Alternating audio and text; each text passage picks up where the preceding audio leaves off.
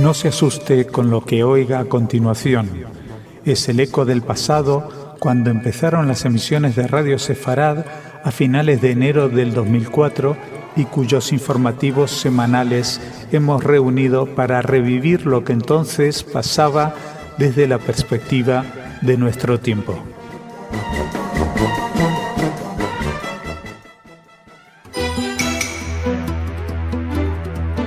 Señoras, señores, bienvenidos a nuestro espacio informativo. Está en Madrid el gran rabino sefardí de Israel, Shlomo Moshe Amar, se lo vamos a contar. Pero antes de hablar de eso, vamos a tener que hablarles de la flotilla, que ya pueden entrar por la puerta, oficialmente les han dado las llaves, pero ellos insisten en mandar una flotilla y en provocar a Israel.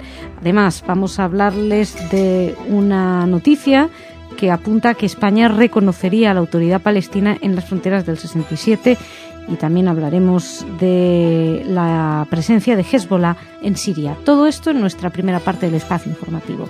En la segunda, Ana nos va a traer noticias culturales, pero empezamos junto a Jordi. ¿Cómo estás? Hola, Masa, muy bien.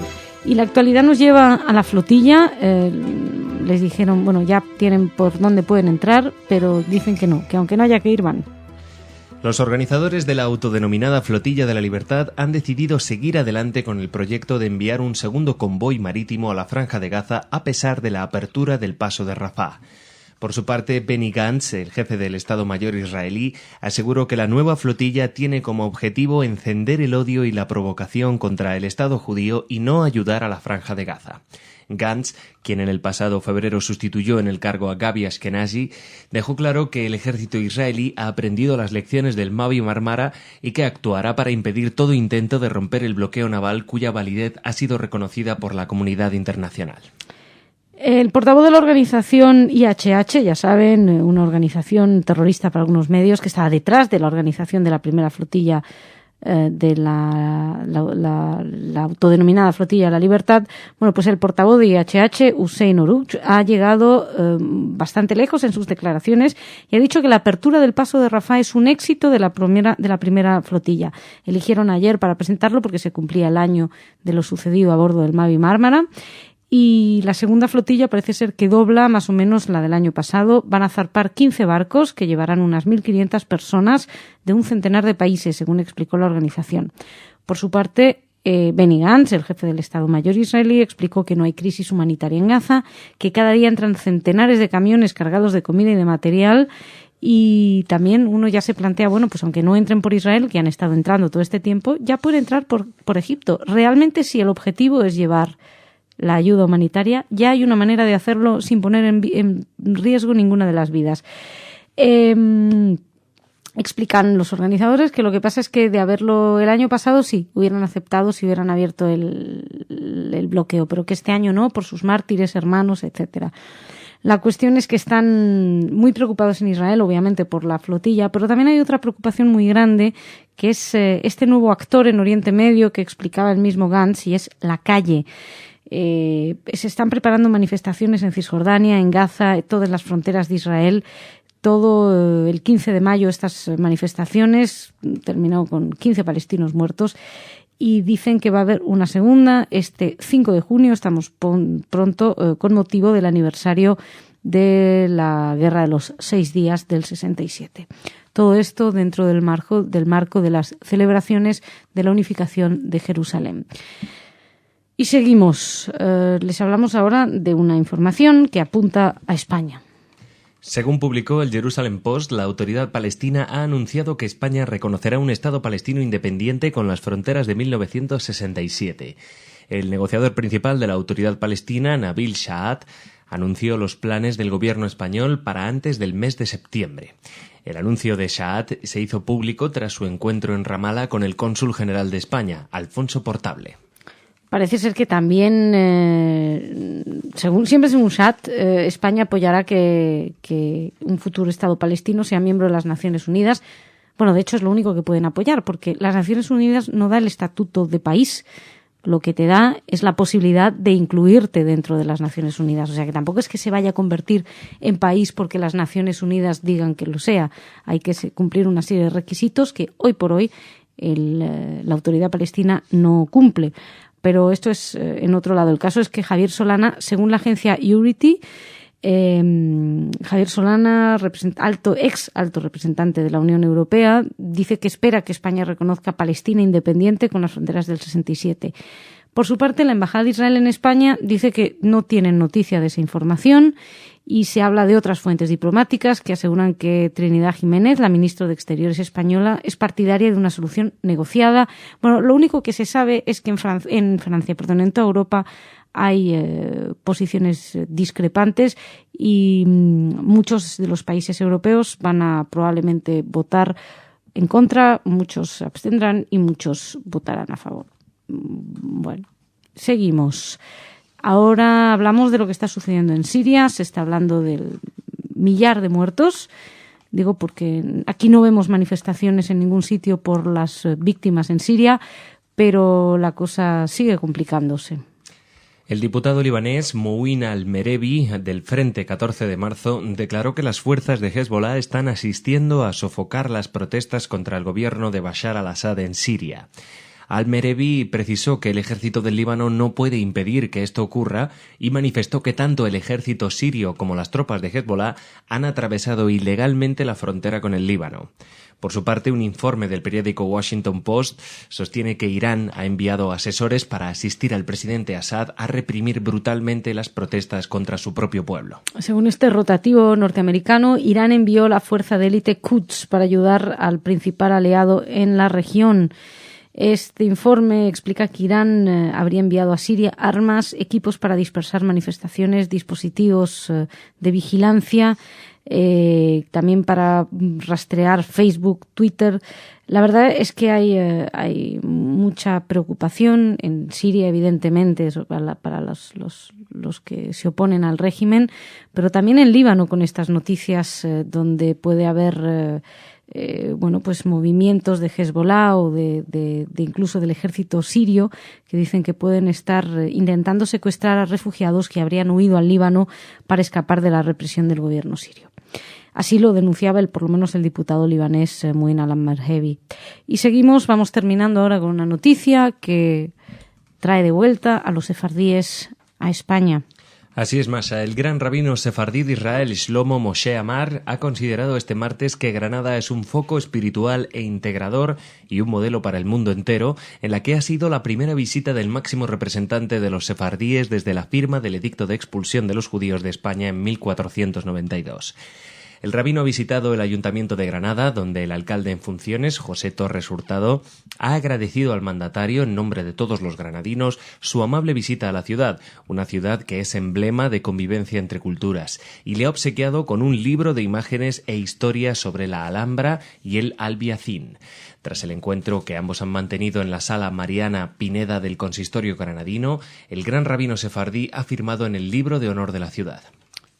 Las palabras del rabino, con las que empieza su felicitación en la ciudad, con la ayuda de Dios Todopoderoso, alabado sea en el tercer día de la semana 26 del mes de Iyar, 5771, y destaca que hoy es un gran día para nosotros, día en el que celebramos la visita a esta ciudad del primado de Sion y gran rabino de Israel, junto con los miembros de la Federación de Comunidades Judías de España, a la ciudad de Granada, visita oficial al excelentísimo señor alcalde, junto con los representantes del Gobierno en sus ministerios de Justicia y Exteriores, tras siglos transcurridos desde la expulsión, cuyo decreto fue firmado en esta ciudad. Estas son las palabras del rabino que estuvo ahí, que paseó por la Alhambra, por el Albaicín. Además, el alcalde José Torres Hurtado le obsequió un libro de ilustraciones e historia de la Alhambra y del Albaicín y le animaron a regresar a la ciudad para disfrutar de todo su encanto y belleza. Y por su parte, Shlomo Moshe Amar, regaló a la ciudad una estatuilla de plata y oro con base de madera de olivo que representa la ciudad de Jerusalén. Estaban junto a Shlomo Moshe Amar el director de Casa Sefarad de Israel, Diego de Ojeda, el director general de la Comisión de Libertades Religiosas del Ministerio de Justicia de España, José María Contreras, y Samuel Cohen, director para Asuntos Religiosos de la Federación de Comunidades Judías de España. Y aquí, Jordi, si te parece, dejamos nuestra primera parte del informativo. Muy bien. Y perfecto, pues nada, nos encontramos nosotros mañana y ustedes no se marchan porque ya está aquí Ana con noticias culturales.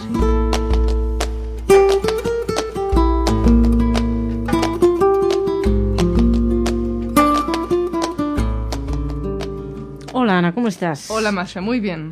Bueno, ¿qué tenemos en cultura hoy? Pues mira, ayer hablamos de Rivadavia porque el Centro de Estudios recibió el premio Samuel Toledano y hoy volvemos a Rivadavia porque el día 8 de junio comienza un curso sobre la gastronomía sefardí.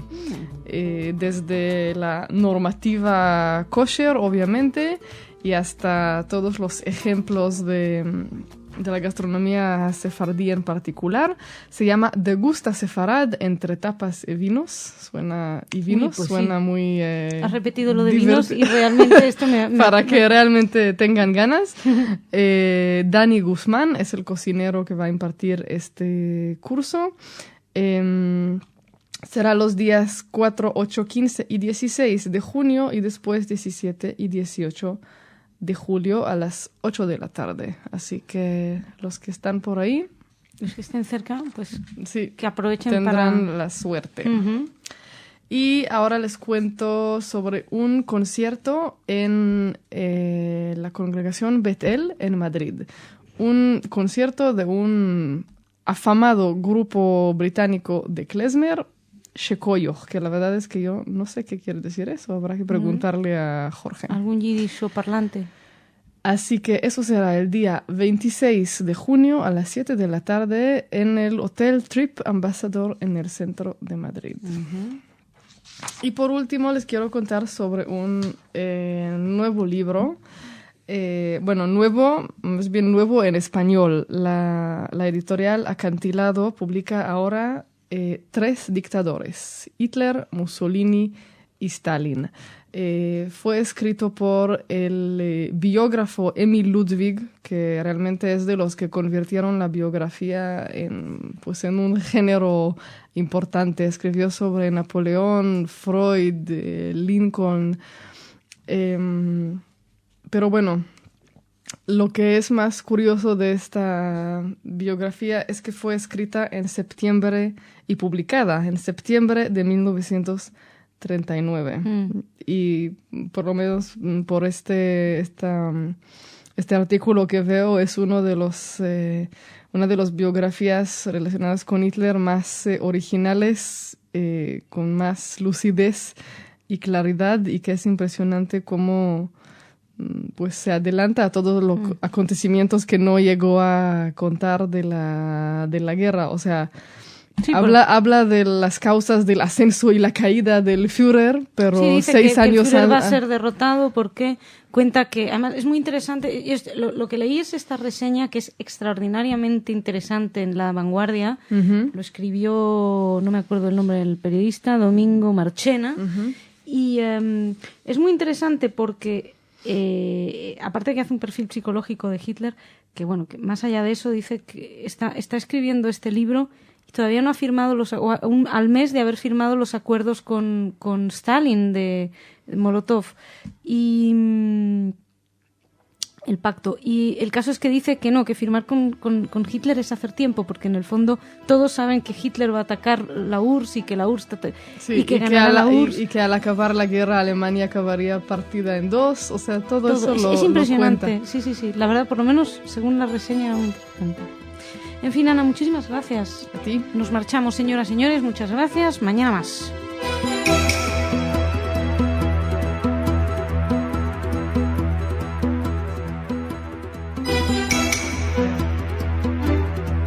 Señoras, señores, bienvenidos a nuestro espacio informativo.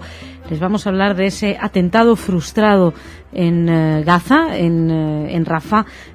Además, les hablaremos de las palabras del expresidente del gobierno español, José María Aznar. Nos acercaremos a Bolivia, que ha expulsado al ministro iraní porque está relacionado con el atentado a la AMIA, y terminaremos hablándoles de la ejecución de Adolf Eichmann y de su significado. Todo esto en nuestra primera parte del espacio informativo. La segunda parte, Ana nos va a traer noticias de corte cultural. Empezamos junto a Jordi. ¿Cómo estás? Hola, Masha, ¿qué tal? Bien, bueno, empezamos en Oriente Medio. Afortunadamente el atentado no pudo llevarse a cabo y han muerto unos terroristas. Así es, 3 terroristas palestinos murieron y otros 8 resultaron heridos el martes al explotar una bomba que estaban montando al este de la ciudad de Rafah, en el sur de Gaza. Los terroristas pertenecían a las brigadas de Saladino, brazo armado de los Comités de Resistencia Popular. Los Comités de Resistencia Popular son un grupo involucrado en el lanzamiento de cohetes contra Israel y leal a Hamás, que es quien gobierna en la franja. Según los residentes de la localidad, la explosión destrozó un campo entero de entrenamiento y, bueno, enseguida tuvieron que llevar equipos de rescate, ambulancias, etcétera. Esto muestra que se sigue adelante con los intentos criminales contra Israel, terroristas, y es curioso porque la facción estaba indignada, los comités de resistencia popular están indignados porque aseguraban que los servicios de inteligencia israelí han introducido en Gaza diferentes tipos de armamento y material explosivo defectuoso como medida de sabotaje. Es decir, que estaban acusando a Israel de lo sucedido, como que estos terroristas hubieran muerto por culpa de Israel. Solamente faltaba que encima Israel les hiciera llegar facilidades para que fueran a liquidar a Israel. En cualquier caso, la policía de Gaza dice que están investigando el suceso. Y seguimos. El expresidente de España ha hablado. Así es, Masa. El expresidente del gobierno español, José María Aznar, rechazó ayer la negociación para crear un Estado palestino con base en las fronteras de 1967 por considerarlas inseguras. Y además aseguró que los riesgos a los que se enfrenta Israel son los mismos que amenazan a las potencias occidentales. En una ponencia sobre Oriente Medio en la Sociedad de Beneficencia Israelita Brasileña Albert Einstein de Sao Paulo, Aznar aseguró que defiende el derecho de Israel a escoger las condiciones del acuerdo.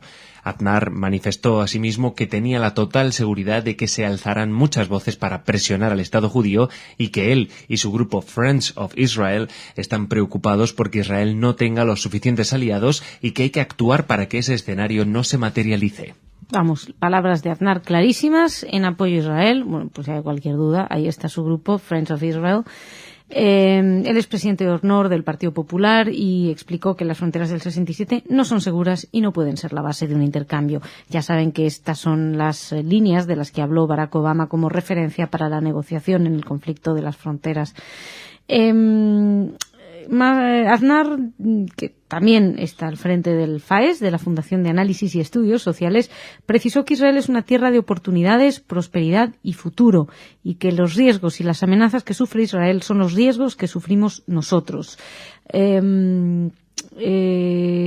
dice, que estar con Israel es defender la paz. Yo creo en Israel y no me avergüenzo de decirlo, son palabras textuales. Cuando la gente deslegitima a Israel, nos deslegitima a todos. Y seguimos, hablamos ahora no solo de deslegitimación, sino realmente de un atentado, el de la AMIA, y sigue coleando. En esta ocasión ha tensado las relaciones entre Argentina y Bolivia. Efectivamente, Masa, el gobierno de Bolivia expulsará del país al ministro de Defensa de Irán, Ahmad Bahidi, requerido por la justicia de Argentina por el atentado cometido en 1994 contra la AMIA. Según informó la Cancillería argentina, el canciller boliviano, David Choquehuanca, envió una carta a su homólogo argentino, Héctor Timerman, en la que pidió disculpas por el incidente e indicó que el Ministerio de Defensa boliviano desconocía los antecedentes del funcionario iraní. Choquehuanca explicó que si bien constituye un gran incidente, este debe ser atribuido únicamente al desconocimiento en ciertos niveles de las circunstancias de la invitación cursada y bajo ningún aspecto en un acto de agravio que pudiera afectar el excelente nivel de relaciones boliviano-argentinas que Bolivia valora y destaca de manera permanente. Son las palabras del ministro, se han apurado a expulsarlo y han pedido perdón. Dijo que manifestaba en nombre del gobierno de Bolivia sus más sentidas disculpas. Horas antes, Guillermo Borger, presidente de la Asociación del Mutual Israelita, la AMIA, que fue la sede que sufrió ese atentado en el 94, consideró una provocación que Bahidi, que es ex líder de las fuerzas Quds, se encontrara de visita en La Paz.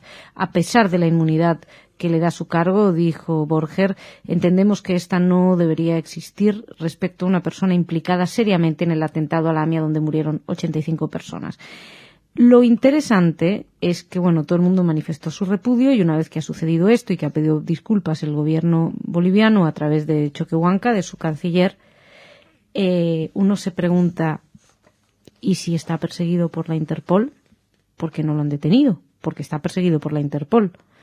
Bueno, pues esto lo ha dicho Aldo Donzis, líder de la comunidad judía argentina, calificando ayer de burla mayor que el ministro iraní de Defensa, Ahmed Vahidi, acusado por el atentado, pues haya salido de Bolivia sin ser detenido. Hay más acusados, todos relacionados con Irán, les digo los nombres. Hay órdenes de captura contra el viceministro de Asuntos Exteriores para Asuntos Africanos de Irán, Hadi Soleimanpour, el expresidente iraní, Ali Akbar Rafsanjani, su asesor Mohsen Rezai, y el ex agregado de la Embajada de Irán en Buenos Aires, Mohsen Rabbani, los exministros de Asuntos Exteriores, Ali Akbar Velayati, de la Información también Ali Falahijan, y el exfuncionario diplomático Ahmed Reza Ashgari. Todos estos están perseguidos, pero pueden viajar tranquilamente porque cuando se dan cuenta que están, en vez de detenerlos, los devuelven a casa. Y vamos a terminar con una persona que sí fue juzgada y ajusticiada. El martes 31 de mayo se cumplieron 49 años de la ejecución en la horca del criminal de guerra nazi Adolf Eichmann en la cárcel de Ramla, la única vez que en Israel se aplicó la pena capital. Sus restos fueron incinerados para evitar que su tumba se convirtiese en un sitio de veneración para neonazis y sus cenizas fueron esparcidas en el mar Mediterráneo, fuera de las aguas jurisdiccionales de Israel, desde una nave de la Marina y en presencia de los supervivientes de la Shoah. El arquitecto de la solución final del problema judío durante el Holocausto huyó a la Argentina, donde fue identificado el 20 de mayo de 1960, subido semi-inconsciente a un avión de la aerolínea israelí El Al, vestido como mecánico y simulando estar ebrio, llevado a Haifa y luego juzgado en el Beit Ha'am de Jerusalén por 15 cargos de crímenes de guerra y contra la humanidad. Había nacido en Alemania en el 1906 y llegó a ser teniente coronel de las SS. En el 42, como saben, se realizó la conferencia de Wannsee en la cual se decidió la solución final y Eichmann fue designado para diseñar la logística de las deportaciones hacia los campos de exterminio. Creó la Judenrat, los consejos judíos que tenían que suministrar la información vital, además para delinear los transportes. Cuando terminó la guerra, fue capturado por el ejército estadounidense, que no le dio importancia porque usaba un alias, así que pudo escaparse hasta Argentina por un pasaporte emitido por el Comité Internacional de la Cruz Roja y un visado argentino, además con la ayuda de un fraile franciscano. Llegó a Buenos Aires, se quedó ahí, con el nombre de Ricardo Clement, y luego fue capturado, como nos ha contado Jordi, y ajusticiado. El juicio de Eichmann, que también se cumplían los 50 años recientemente, el 11 de abril, nos decían, empezó, se está celebrando, se están cumpliendo esos 50 años. Tiene un componente simbólico muy importante porque simboliza, digamos, la determinación del pueblo judío de llevar ante la justicia a quienes quisieron aniquilarlo por medio de ese diabólico plan. Es una inequívoca indicación de que el programa de exterminio no consiguió su propósito y que fueron los judíos quienes consiguieron superar al enemigo nazi. Así lo han entendido muchísimas personas, aunque evidentemente la solución final no llegó a ser final, pero fue muy cercana. Jordi, muchísimas gracias. Gracias, Masha. Nosotros seguimos y hablamos de cultura.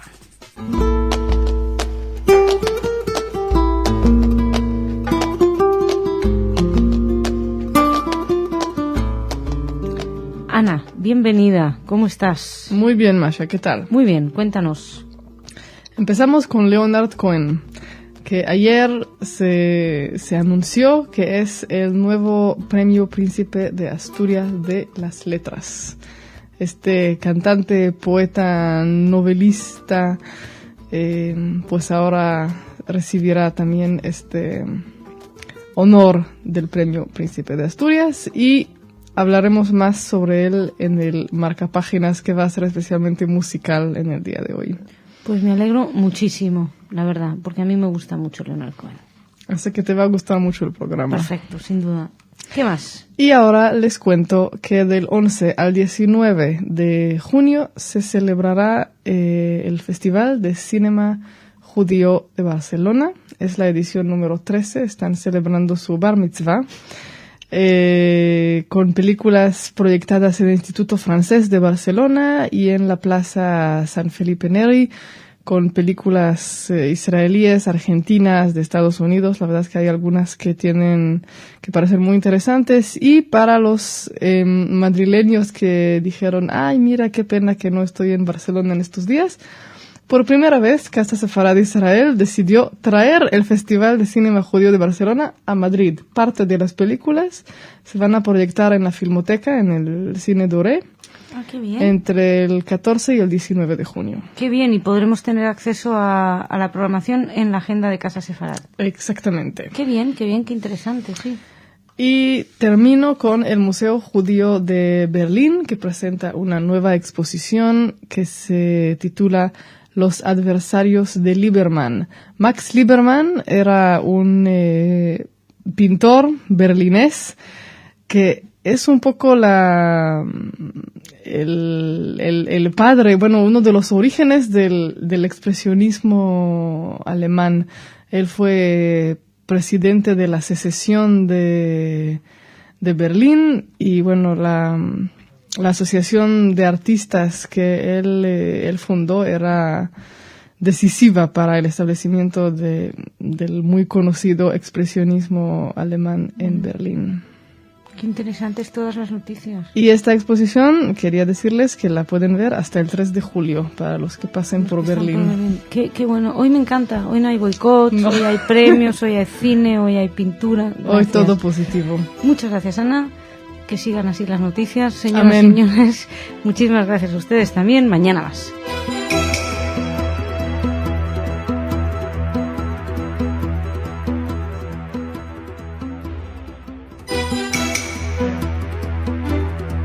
Señoras, señores, bienvenidos a nuestro espacio informativo.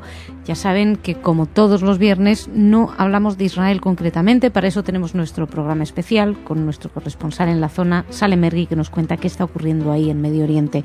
¿De qué hablamos nosotros? Pues solemos aprovechar estas jornadas, este viernes, para hacer un pequeño repaso a la situación de las comunidades judías a lo largo y amplio del mundo. Por ejemplo, vamos a hablarles de un ataque a la sinagoga en Caracas, les vamos a hablar de un ataque también en New Jersey, a un cementerio, pero como no todos eran ataques, también hay soluciones. Les hablaremos de la decisión en Australia, de un estudio jurídico y de una conferencia negacionista que no pudo tener lugar. Todo esto en nuestra primera parte del espacio informativo. En la segunda, Ana nos traerá noticias de corte cultural. Pero empezamos junto a Jordi. ¿Cómo estás? Hola, Masa, muy bien.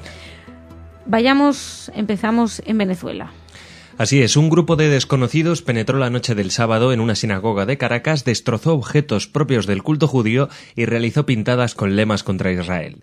El grupo, integrado por unas 15 personas, que según los denunciantes estaba fuertemente armado, sometió a los vigilantes del recinto y permaneció dentro de la sinagoga más de 4 horas. Elías Farache y David Bitan, presidente y vicepresidente de la Asociación Israelita en Venezuela, respectivamente, indicaron a medios de prensa locales que los individuos tomaron y lanzaron al suelo los rollos sagrados de la Torá y otros objetos del culto. Hubo pintadas en las paredes consignas antisemitas absolutas, anti-israelíes también, muerte a todos, Israel maldito, etcétera. La verdad es que fue grabado por las cámaras de seguridad, hay imágenes, son muy desagradables, evidentemente, y el caso fue denunciado a la Fiscalía y se está a la espera de que la investigación identifique a los culpables, que, como les decía, en esta ocasión fueron grabados por cámaras de seguridad. No es la primera vez que tenemos que hablar de ataques a sinagogas. La misma sinagoga sufrió varias pintadas en enero, así que bueno, la situación, ya sabemos, en Venezuela es bastante delicada. Seguimos, nos vamos a los Estados Unidos. Varios desconocidos derribaron lápidas en un cementerio judío de New Jersey durante el fin de semana y provocaron serios daños. Empleados del cementerio Rodef Shalom descubrieron los daños y explicaron que 15 lápidas fueron removidas de sus lugares o fueron derribadas. El peso de varias lápidas llevó a la policía a suponer que en el hecho estuvo implicado más de un individuo. Sí. Bueno, pues es evidente, también hemos podido ver algunas imágenes, cementerios profanados. En New Jersey existe una importante comunidad judía y, bueno, pues además de los daños económicos, que fueron bastante elevados, lo más importante son los daños morales que esto provoca en toda profanación. Nosotros, ya como les decía, no queremos que solamente sean los problemas, también les hablamos ahora de gente que toma medidas. Y empezamos en Australia. Un estudio jurídico de Australia dejó de asesorar a una empresa que comercializa con camisetas que bromean con Hitler y con la Shoah. Mark Leibler, socio principal del estudio jurídico Arnold Bloch Leibler, declaró que el estudio cortó sus relaciones con la empresa Redbubble al saberse que en su portal de Internet venden productos de la empresa Hipster Hitler. El estudio tiene profundas raíces en la comunidad judía y es muy sensible a las consecuencias del Holocausto, se informó en un comunicado emitido por el propio Leibler, quien es también como presidente nacional del Consejo Judío para Asuntos de Australia e Israel. Sí, la verdad es que hemos podido también ver imágenes de esas camisetas y lo que llama la atención es una lástima que tenga que ser una persona que trabaja también como presidente nacional del Consejo Judío y que no sea algo más social en términos generales independientemente, pero bueno, por lo menos se toman medidas y quieren dejar bien claro que el estudio jamás apoyaría intentos de refrescar ideas nazis. Y seguimos y terminamos con otra cuestión relacionada también con el negacionismo. Y en este caso nos vamos a Holanda, Masha. Una invitación de la Asociación Holandesa de Estudiantes Socialdemócratas cursada al negador del Holocausto de origen británico David Irving para que dicte una conferencia ante los estudiantes fue anulada a raíz de las protestas de organizaciones antifascistas y de la comunidad judía local. Irving tenía programado hablar sobre Hitler, Himmler y la solución final.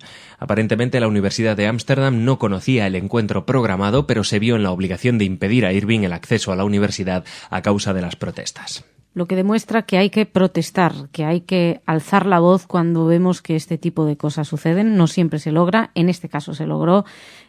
También las autoridades locales dijeron que fueron a hablar con quienes organizaban el acto para decirles que no les parecía bien, que no estaba bien visto. Así que nada, si no se consigue que se prohíba, pues habrá que manifestarse para saber y para hacer ver y saber que no son bien vistas. Y Jordi, muchísimas gracias. Gracias, Masha. Shabbat Shalom. Shabbat Shalom. Nosotros seguimos. Vamos a hablar con Ana de Cultura.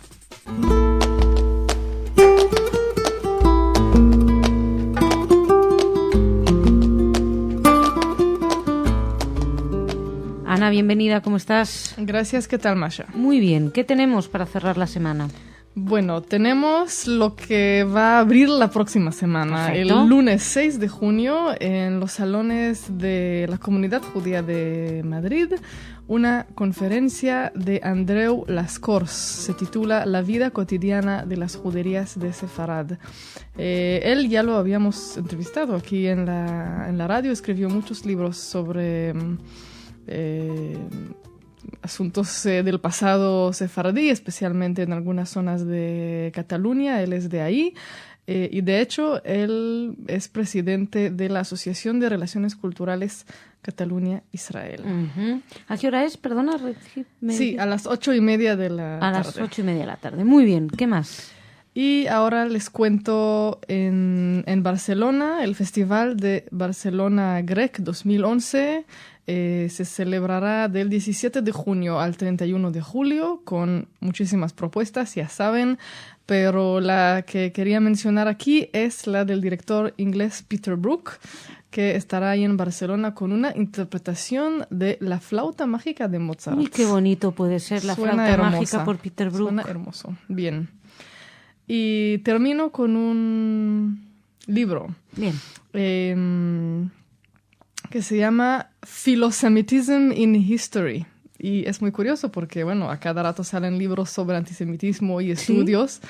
Entonces ya es motivo de celebración que haya un libro que examine, así es una colección de artículos sobre gentiles que admiraban judíos. ¡Qué bonito! Luego, aquí en el artículo que estoy leyendo, dice que el libro empieza con una especie de de broma judía que dice ¿cuál es mejor, el antisemita o el filosemita? Y la respuesta es el antisemita porque por lo menos no miente. Y justamente sale este tipo de dudas, o sea, no hay sabes que hay gente que un filosemitismo también se puede ver como una especie de antisemitismo. Sí, hay así que es una cuestión exceso de filosemitismo que se puede volver a la inversa. Exacto, también una admiración de que los judíos son los más inteligentes y los mejores del mundo, tampoco es exactamente lo que... Hay un libro muy interesante de Jean-Claude Milner donde habla del judío de saber, donde explica que esa ficción de judío más inteligente, que otro es la base, aunque bueno, psicológicamente cada uno la enfoca hacia un amor o hacia un odio. Exacto. Pero es esa diferenciación. O sea, yo lo veo muy relacionado a la misma conspiración de los judíos controlando. Exacto, solo que unos están contentos con la conspiración y otros no. Vamos, que somos muy normalitos. Ana, eso es todo. Shabbat Shalom. Shabbat Shalom, muchas gracias, señoras y señores. Muchísimas gracias a ustedes también. Shabbat Shalom, buen fin de semana.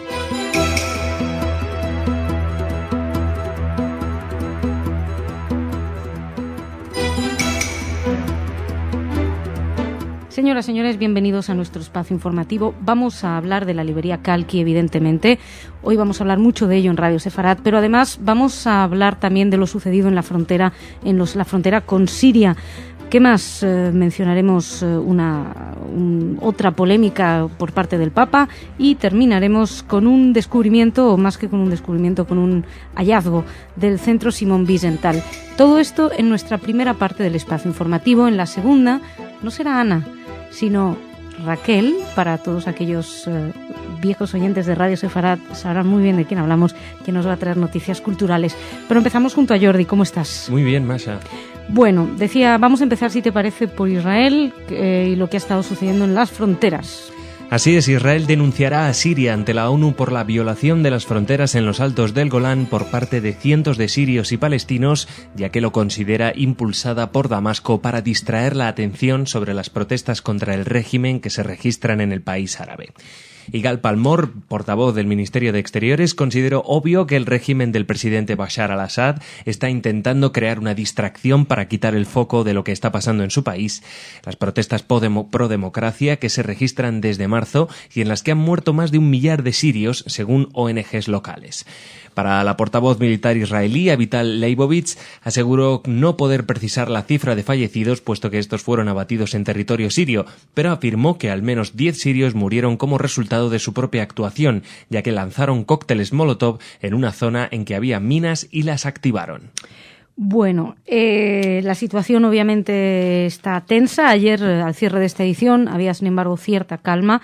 Los soldados israelíes explicaron que no se disparó para matar a nadie, simplemente para que la gente no traspasara la frontera. Además, previamente se habían lanzado mensajes para intentar impedir las manifestaciones, se dijo en el seno de la ONU. Se advirtió en árabe también a los manifestantes pidiendo que no se acercaran a la valla. Se disparó al aire, finalmente se utilizaron gases lacrimógenos, bombas de estruendo para dispersarlos, pero al ver que no era posible, se disparó a las piernas. Según el ejército israelí, pues como ven, el hecho de lanzar cócteles Molotov contra campos minados, pues pudo haber colaborado en la muerte de los sirios.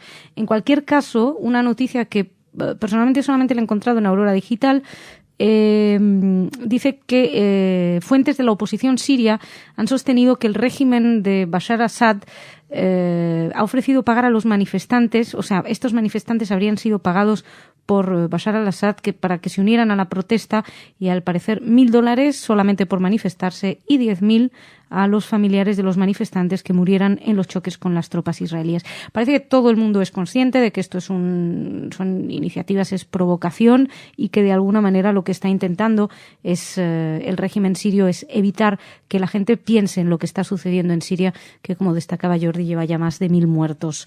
Y seguimos, les hablamos ahora de algo que sucede aquí en España y que nos tiene a todos muy preocupados.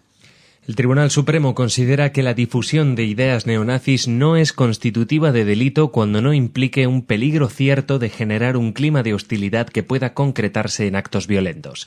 Así lo expuso la Sala de lo Penal en una sentencia en la que absolvió a los 4 responsables de la librería Kalki de Barcelona y de Ediciones Nueva República, que fueron condenados en 2009 por la Audiencia de Barcelona por difusión de ideas genocidas y delitos contra los derechos y libertades. El tribunal, compuesto por Adolfo Prego, Miguel Colmenero, Alberto Jorge Barreiro, Diego Ramos y Andrés Martínez Arrieta, este último emitió un voto discrepante, no ve delito en la edición de libros como Mi lucha de Adolf Hitler ni en propagar ideas negacionistas del Holocausto. ¿Qué les vamos a decir? Que ustedes no sepan y que no nos hayan escuchado decir ya en múltiples ocasiones. En cualquier caso, les recomendamos y mucho la entrevista hoy con el secretario general de la Federación de Comunidades Judías de España, Mauricio Toledano. El programa es de actualidad, ahí él nos explica concretamente la postura de la Federación.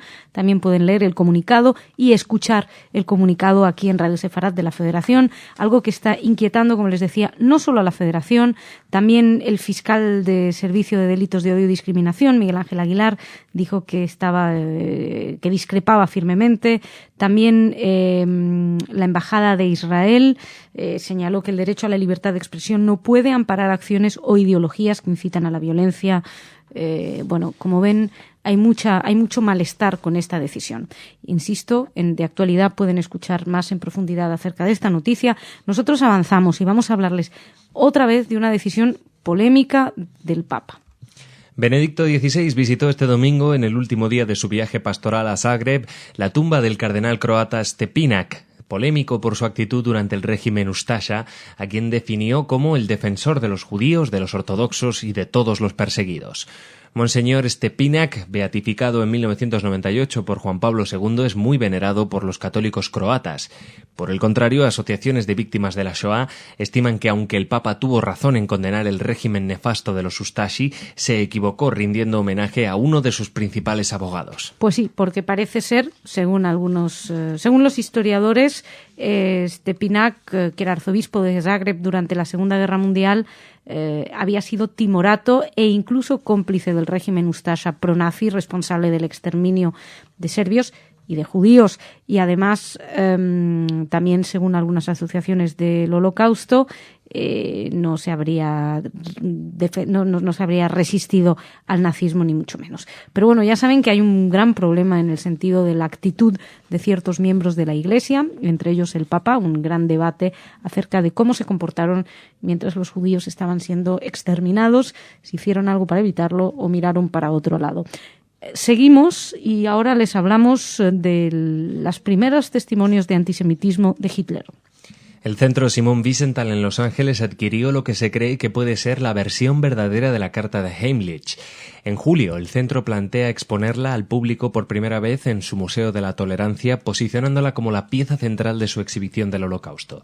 El texto de la carta es bien conocido por los intelectuales, pero se considera significante porque demuestra cuán temprano en su carrera Hitler formuló sus visiones antisemitas.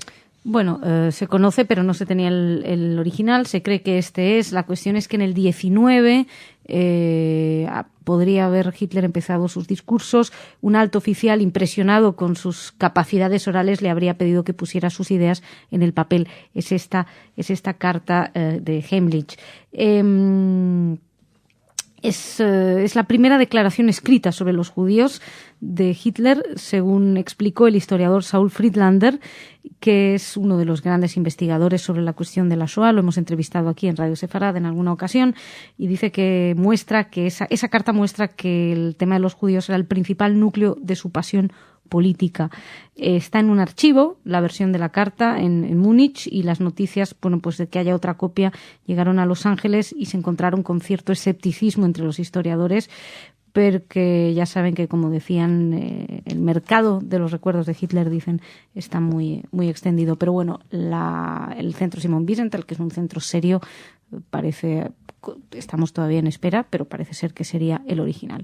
Jordi, muchísimas gracias. Gracias, Masha. Nosotros nos marchamos, pero seguimos hablando de cultura.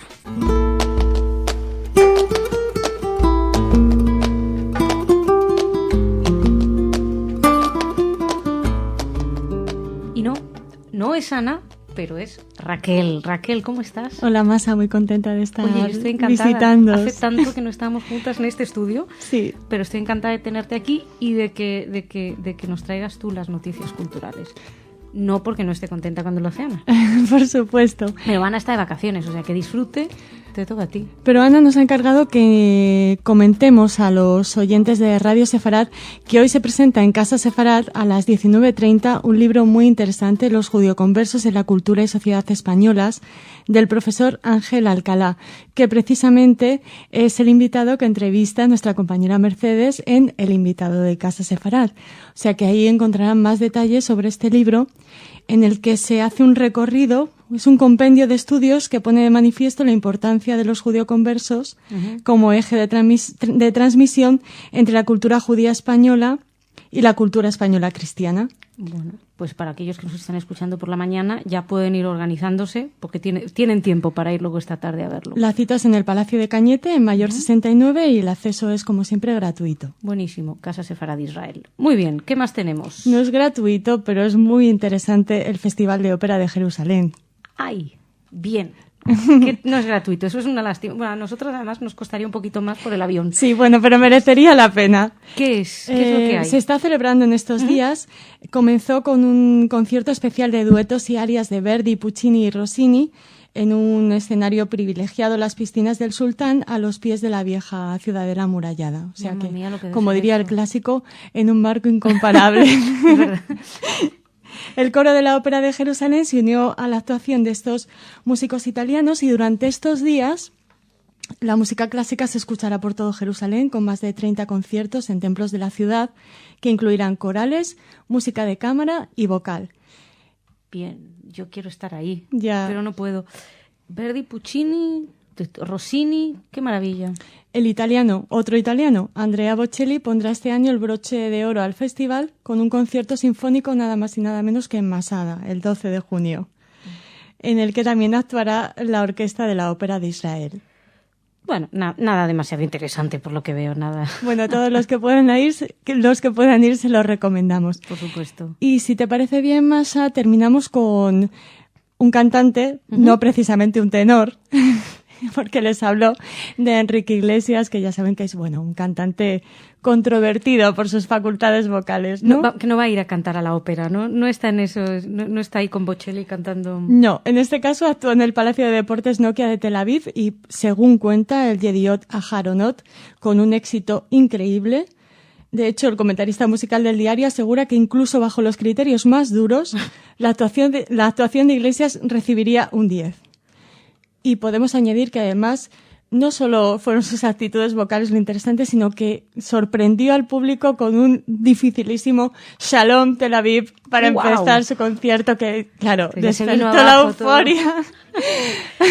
Bueno, pues si Enrique Iglesias puede, Triunfó hoy Julio y ahora Enrique.